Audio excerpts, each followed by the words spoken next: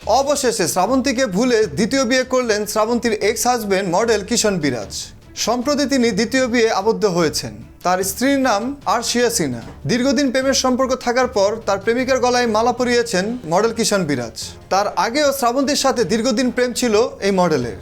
তারপর শ্রাবন্তী দ্বিতীয়বারের মতো বিয়ে করেন কিশন বিরাজকে, আর সেটি ছিল কিশন বিরাজের প্রথম বিয়ে। বাট আনফর্চুনেটলি তাদের এই সংসারটি টিকে ছিল মাত্র 85 দিন। এর মধ্যে থেকে আমরা বেশ কিছু ঘনিষ্ঠ ছবি দেখতে পাই শ্রাবন্তীর ছেলে ঝিনুক সহ কিশন বিরাজের। তার ঠিক 1 বছরের মাথায় গিয়ে শ্রাবন্তী আবারও প্রেম করে বিয়ে করেন রোশন সিং নামে এক কেবিন ক্রুকে। সেই বিয়েটিও বেশি দিন টিকেনি। শ্রাবন্তীর সেই তৃতীয় বিয়েটিও ডিভোর্স হয়ে গেছে গত বছর, সেটি নিয়ে এখন মামলাও চলমান।